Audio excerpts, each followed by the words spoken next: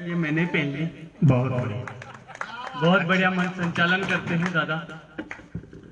प्रणाम करता हूँ माँ शारदे के चरणों में। देखिए यहाँ बड़े बड़े कवि बैठे हुए हैं और सब सुरों में गाते हैं, मैं असुरों में गाता हूँ। और 4 पंक्तियों से शुरुआत करता हूँ माँ शारदे के चरणों में। सभी बड़े कवियों को प्रणाम करता हूँ, हालांकि छोटा मैं भी नहीं हूँ। क्या बात, मैं मेरे माता पिता का ओरिजिनल प्रोडक्ट हूँ। बहुत बढ़िया। और 4 पंक्तियों के साथ मैं आपसे जुड़ने का प्रयास करता हूं। अगर आपकी तालियों का रेस्पॉन्स नहीं आएगा तो मेरे मुंह से भी कोई शब्द नहीं आएगा। साफ बात। हाँ कि हे माँ वीणा वादनी वरदे, हे माँ वीणा वादनी वरदे, हे माँ वीणा वादनी वरदे, और जितने भी भ्रष्ट नेता है उनके थप्पड़ जड़ दे। हे माँ वीणा वादनी वरदे, हे माँ वीणा वादनी वरदे, और कानीवाड़ा के जितने भी कुंवारे हैं उन सबकी जल्दी से शादी कर दे। बहुत बढ़िया महफिल सजाई है आदरणीय रवि जी विद्रोही दादा ने, बहुत बढ़िया व्यक्ति है। और भाई साहब इनकी मैं क्या तारीफ करूं आप लोगों को। रवि विद्रोही जी दादा को देखकर तो मुझे ऐसा लग रहा है जैसे अमेरिकन राष्ट्रपति डोनाल्ड ट्रंप आ गया हो। क्या कदकाठी और शक्ल सूरत है। और मन संचालक जी के तो क्या कहने, बिल्कुल डेरा सच्चा सौदा के सदस्य लग रहे हैं। वाह वाह वाह। और इनका दिनेश जी मानसून नाम है भाई साहब, दिनेश जी मानसून। इनको देखकर तो मुझे ऐसा लगता है कि ये जिस भी गली से गुजरते होगे ना, एक ही आवाज आती होगी, पप्पा जा रहे हैं। बहुत उज्जवल चरित्र है।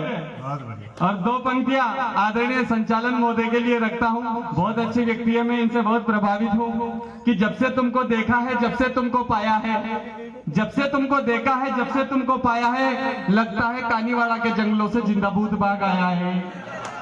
और इसके बाद हाँ मुझे ऐसा लग रहा है आप इसलिए नहीं हंस रहे कि क्या पता आपके मुंह में कोरोना नहीं घुस जाए। तो आप जो नहीं हंसेगा उसके मुंह में जरूर कोरोना घुसेगा। और बहुत बढ़िया महफिल सजाई है फ्रेंड्स क्लब ने।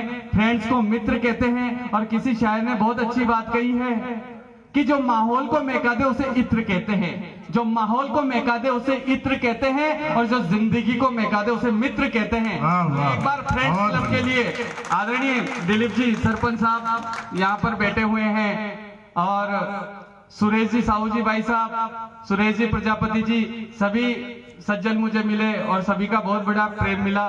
सभी बैठे हुए हैं, हालांकि आप ही की तरह सरकार भी बैठी हुई है। और इधर से जो हमारे राजेंद्र जी नील, मेरा फोटो खींच ले लो भाई साहब, मैं चारों दिशाओं में ऐसे ही आता हूँ। राजेंद्र जी नील की शक्ल को देखकर मुझे ऐसा लग रहा है जैसे बराक ओबामा ही है क्या। और साथ में बैठे हैं भाई साहब विनोद जी, इनको देखकर तो मुझे ऐसा लगता है कि शोले पिक्चर में कालिया का रोल इन्होंने ही किया था। और देखो आपकी तालियां कमजोर है, मुझे ऐसा लग रहा है कि राजस्थान की माटी को कैसी तालियां मिलनी चाहिए कि धूल जमे दरवाजों पर कदमों की आहट देता हूँ। धूल जमे दरवाजों पर कदमों की आहट देता हूँ, धूल जमे दरवाजों पर कदमों की आहट देता हूँ, और सदियों के सन्नाटे में गीतों की गुनगुनाहट देता हूँ। धूल जमे दरवाजों पर कदमों की आहट देता हूँ, और सदियों के सन्नाटे में गीतों की गुनगुनाहट देता हूँ। और जरा से गम में जो हंसना भूल गए हैं यारो, मैं उन होठों को मुस्कुराहट देता हूँ। मुझे लग रहा है इस राजस्थान के छोटे से लाडले को आप जो है आपका प्रेम मिलेगा। मुझे पता है, मैं आपसे जुड़ने का प्रयास करता हूँ। आप लोग कोई भी बुद्धि मत लगाना, क्योंकि मैं मेरी कविता में खुद भी बुद्धि नहीं लगाता, और मैं ऐसी कोई ज्ञान की बात नहीं करूंगा जिससे कि आप सब आसाराम और राम रहीम हो जाओ।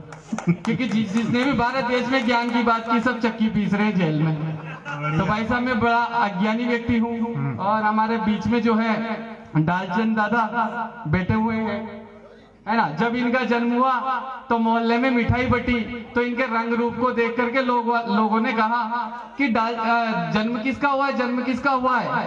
तो मोहल्ले वालों ने कहा कि हमारे मोहल्ले में कोयले का आविष्कार हुआ है। तो इनका रंग रूप ही ऐसा ही है। और पूरी काली दाल में एकमात्र चावल के दाने के समान देवी कवित्री माता को मैं प्रणाम करता हूँ। बहुत बढ़िया। और भाई साहब एक और खूबसूरत प्राणी हमारे बीच में बैठे हैं, जिनका शुभ नाम होता है अंतु जी जकास।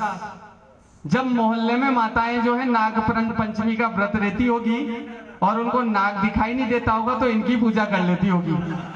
बहुत खूबसूरत व्यक्ति है आदरणीय दादा अंतु जी जकास को प्रणाम करता हूँ। और साथ ही हमारे बीच में हमारे प्रसिद्ध कवि वाह वाह क्या बात है फेम के आदरणीय दादा बैठे हुए हैं, जिनका नाम होता है मनोज जी मद्रासी। इनको देखकर तो मुझे ऐसा लगता है कि रवि जी विद्रोही भाई साहब इनको अफ्रीका के जंगलों से आयात किए हो। बहुत बढ़िया। इनको भी मैं प्रणाम करता हूँ। अब आप सोच रहे होंगे कि भाई साहब मैं क्या सुनाता हूँ, ये अब तक जो सुनाई मैंने ये भी कविता ही थी। और 2 पंक्तियां मैं कानीवाड़ा के नाम करता हूँ कि जो पजामे को संभाले रखता उसे नाड़ा कहते हैं, जो पजामे को संभाले रखता उसे नाड़ा कहते हैं, और जो पूरे भारत को संभाले रखता उसे कानीवाड़ा कहते हैं। वाह, प्रणाम करता हूँ। बहुत बढ़िया। अब कानीवाड़ा के आगे मैं क्या कविताएं सुनाऊं भाई साहब, यहाँ के तो बच्चे ही बड़े बुद्धिमान हैं। बहुत बढ़िया। एक बार एक बच्चे को, कानीवाड़ा के बच्चे को गुरुजी ने पूछ लिया कि बता बेटा विद्या कैसे आती है, बता बेटा विद्या कैसे आती है। तो कानीवाड़ा के बच्चे हैं, वो तो ज्यादा से ज्यादा हिंदी का ज्ञान रखते हैं। तो कानीवाड़ा के बच्चे ने गुरुजी को विद्या कैसे आती है इसका उत्तर क्या दिया, सुनिएगा और आनंद लीजिएगा कि सुनो गुरुजी अब जिद छोड़ो, सुनो गुरुजी अब जिद छोड़ो, मान भी लो मेरी बात, विद्या तो जाएगी रवि दादा के साथ, विद्या तो जाएगी रवि दादा के साथ। क्या बात है, बहुत बहुत आशीर्वाद मिल रहा है आपका, आनंद है। हालांकि आप आशीर्वाद नहीं देंगे, ताली नहीं बजाएंगे तो भी मुझे भाई साहब ने लिफाफा दे दिया है, मेरा कोई फर्क नहीं पड़ता भाई साहब। और एक और प्रश्न पूछा कानीवाड़ा के बच्चे से, यहाँ के तो बच्चे ही बड़े बुद्धिमान है भाई साहब। एक और कानीवाड़ा के बच्चे से एक और प्रश्न पूछा। अब किसने पूछा, गुरुजी ने पूछा कि बता बेटा श्रद्धा किसे कहते हैं। कानीवाड़ा के बच्चे से हिंदी का एक बहुत प्यारा सा शब्द है श्रद्धा, वो पूछा गया। गुरुजी ने पूछा बता बेटा श्रद्धा कैसे किसे कहते हैं। तो बच्चे ने क्या उत्तर दिया, कानीवाड़ा का बच्चा था भाई साहब, हिंदी साहित्य की पराकाष्ठा को पार कर चुका था। सुनिएगा बच्चे ने क्या उत्तर दिया, श्रद्धा किसे कहते हैं। बच्चे ने कहा हमारे पड़ोसी अंकल की बड़ी बेटी का नाम श्रद्धा है, उसकी छोटी बहन का नाम आस्था है, और वही मेरा अंतिम रास्ता है। भाई साहब यहाँ के तो जो है बच्चे ही बड़े बुद्धिमान है। अब आप सोच रहे होंगे मुझे जो है गिने चुने बड़े बुजुर्ग भी दिखाई दे रहे हैं, हालांकि मुझे पता नहीं ये क्यों आए हैं। हालांकि ये घर पे भी क्या करते बेचारे, रिटायर्ड हो जा रहे हैं।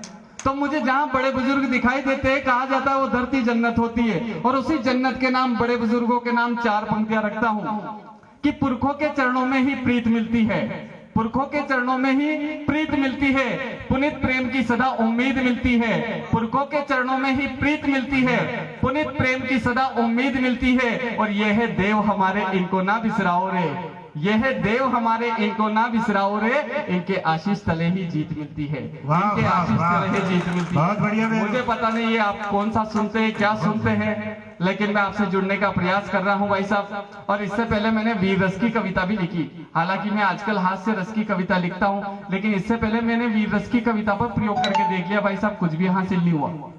हास्य रस से पहले मैं वीर रस की कविता लिखता था दादा, लेकिन हुआ क्या, रात की 12 बजे मेरे मन में वीर रस की कविता याद आई। अच्छा। रात की 12 बजे मेरे पूरे परिवार वाले सो रहे, मेरे 2 बच्चे भाई साहब, बिल्कुल सीधा आदमी हूँ फिर भी 2 है, तीसरे की तैयारी थी लेकिन नौकरी का डर लगता है।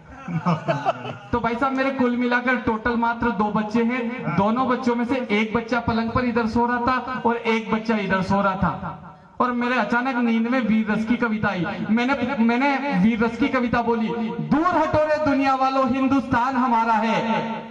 मेरा एक बच्चा तो इधर गिरा, एक बच्चा इधर गिरा, और दोनों बच्चों ने उठकर पूछा पिताजी हम भी आपकी प्रॉपर्टी है। भाई साहब मैंने उसी दिन से जो है वीर रस की कविता लिखना बंद कर दिया। फिर मैंने प्रेम रस की कविता पर प्रयोग किया भाई साहब, लेकिन प्रेम रस की कविता भी क्या है कि ज्यादा दिन तक मेरी जो है नहीं चल पाई। मैंने प्रेम रस की कविता पर प्रयोग किया, लेकिन वो भी असफल रही। कैसे असफल रही, सुनिएगा, आनंद लीजिएगा, जुड़िएगा और आशीर्वाद दीजिएगा। इस बेटे को आपके बीच में आपका आशीर्वाद लेने आया है, आपको हंसाने आया है, और पत्थर से पानी निकालना और मुंह से हंसी निकालना, इसमें कोई अंतर नहीं। क्या बात है भाई, तो आनंद लीजिएगा। मैंने जो है मोहब्बत की कविता पर भी प्रयोग किया भाई साहब। कैसे प्रयोग किया कि किसी के इश्क में हमें भी घायल होना पड़ा था, किसी के इश्क में हमें भी घायल होना पड़ा था, किसी के इश्क में हमें भी घायल होना पड़ा था, दिन रात किसी की याद में रोना पड़ा था, और माँ कसम इतना मारा था कानीवाड़ा वालों ने कि पीछे से पिछवाड़ा पूरा पीला पड़ा था। हाँ, इसलिए भाई साहब मैंने वीर रस की कविता पर मेरा जो है प्रयोग बंद कर दिया। हाँ, लेकिन बड़े बूढ़े कह गए हैं कि अंतिम सांस तक जो है संघर्ष करना चाहिए, तो मैंने फिर कोशिश की, फिर मैं वीर प्रेम रस की कविता में असफल हुआ। अब मैंने कैसे कोशिश की, सुनिएगा और आनंद लीजिएगा। स्वागत है। कि सोना पनगट वो लचक मचक सी चाल गई, हाँ, सोना पनगट वो लचक मचक सी चाल गई, सोना पनगट वो लचक मचक सी चाल गई, मिलने की फिर वो मेरी अभिलाषा टाल गई, सोना पनगट वो लचक मचक सी चाल गई, मिलने की फिर वो मेरी अभिलाषा टाल गई, मैं प्यार में पागल उसके घर के पीछे जा छुपा, कमबख्त उसकी अम्मा पीछे से कचरा सिर पर डाल गई। भाई साहब मैंने वहां तक भी हार नहीं मानी। आपकी तालियां कमजोर है, मुझे ऐसा लग रहा है मध्य प्रदेश के पानी में दम नहीं है। नहीं। आपकी तालियां बताएगी कि मध्य प्रदेश और राजस्थान की माटी में कितना दम है। एक बार मन बना करके आप लोग तालियां बजा दीजिए। बिल्कुल, हाँ बिल्कुल, स्वागत है आप सभी का। तो भाई साहब फिर भी मैंने प्रेम की कविता पर हार नहीं मानी। मैंने प्रेमिका को पटाने का पूरा प्रयास किया। मैंने फिर प्रेमिका के पीछे जो है अपना जाल बिछाया और पूरी कोशिश की कि एक आध पट जाए तो पट जाए। सुनिएगा और आनंद लीजिएगा। मैंने प्रेमिका को किस प्रकार से पटाने की कोशिश की है कि अगर वो एक सिग्नल भी देती तो मैं खुद को स्मार्ट बना लेता। भाई साहब जा रहे हैं, मुझे पता है उनकी शादी नहीं हुई, फिर भी जा रहे हैं वो। हालांकि वो घर पे भी जाके कुछ नहीं करेंगे, वो वापस पलट के आएंगे। और ये टोपे वाले भाई साहब जा रहे हैं, हालांकि इनको कोई नहीं बुला रहा और इनसे किसी को कोई काम नहीं है, ये फिर भी जा रहे हैं। ये 2-4 लोग होते हैं कवि सम्मेलन में जो बार बार घूम के वापस यहीं आएंगे, है ना। और जो शादीशुदा है वो भी नहीं जा सकते, क्योंकि भाभी जी ने कह दिया कि दोबारा बीच में पलट के मत आ जाना रात के 12 बजे, है ना। मैं जानता हूं आप लोगों को। तो भाई साहब सुनिएगा, मैंने फिर मोहब्बत की कविता पर प्रयोग किया कि अगर वो एक सिग्नल भी देती तो मैं खुद को स्मार्ट बना लेता। अगर वो एक सिग्नल भी देती तो मैं खुद को स्मार्ट बना लेता। वो पानी पतासे की कहती मैं चंकी चाट बना लेता। अगर वो एक सिग्नल भी देती तो मैं खुद को स्मार्ट बना लेता। वो पानी पतासे की कहती मैं चंकी चाट बना लेता।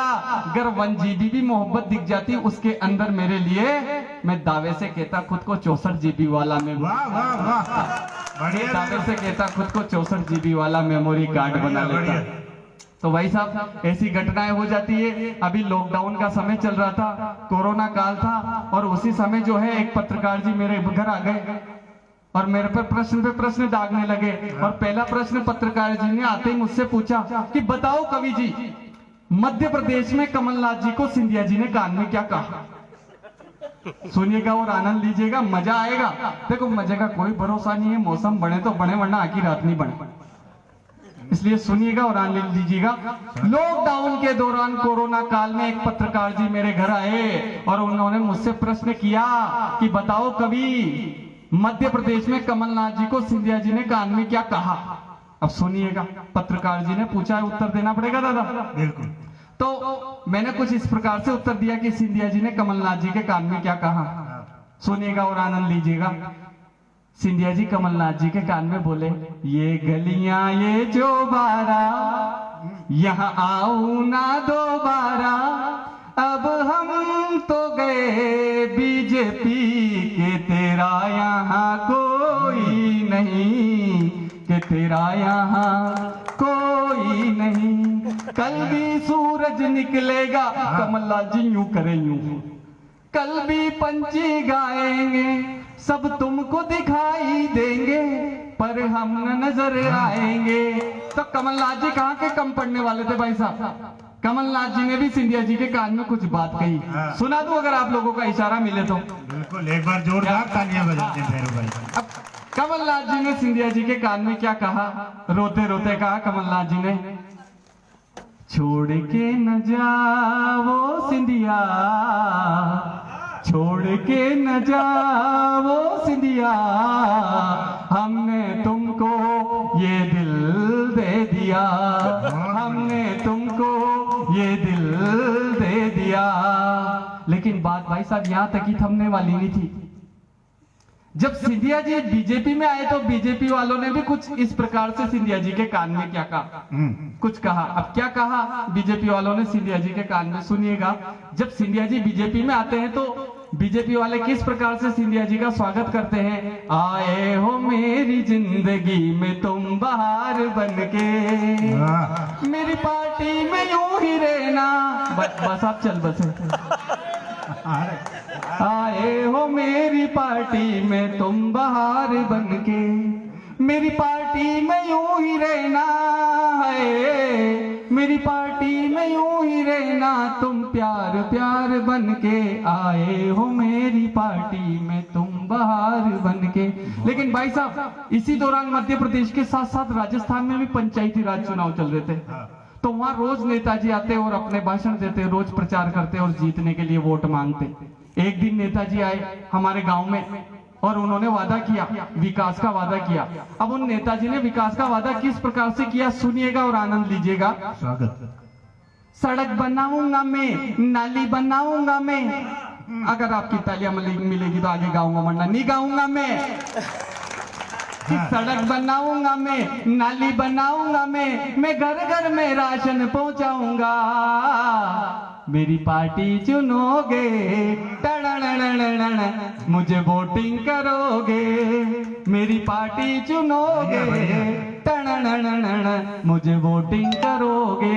एक बात आपका दिमाग खराब हुआ, क्योंकि ऐसे नेताजी तो गांव में रोज आते हैं और कोरे वादे करके चले जाते हैं। बासाहब ने उत्तर दिया, अब सुनिएगा बासाहब ने क्या उत्तर दिया नेताजी को। सड़क भी खाएगा तू, नाली भी खाएगा तू पूरे ही गांव को निपटाएगा। तेरे जूते पड़ेंगे, टणणणणण, तेरे जूते पड़ेंगे। बहुत बढ़िया। मुझे ऐसा लग रहा है कि आप सबको कोरोना का डर है और इसीलिए राजस्थान ही मेरा घर है। जय हिंद, वंदे मातरम। अरे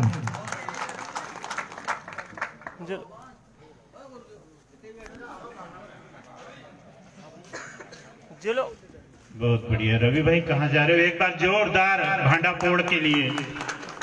राजस्थान से अपना भांडा लेके आया वो फोड़ दिए। और जितना बन सकता था बहुत ही प्यारा भांडा फोड़ा है। एक बार जोरदार तालियां उनके सम्मान में बजा दें। ये कानीवाड़ा है और कानीवाड़ा में हर कवि का सम्मान किया जाना यहाँ की एक परंपरा है।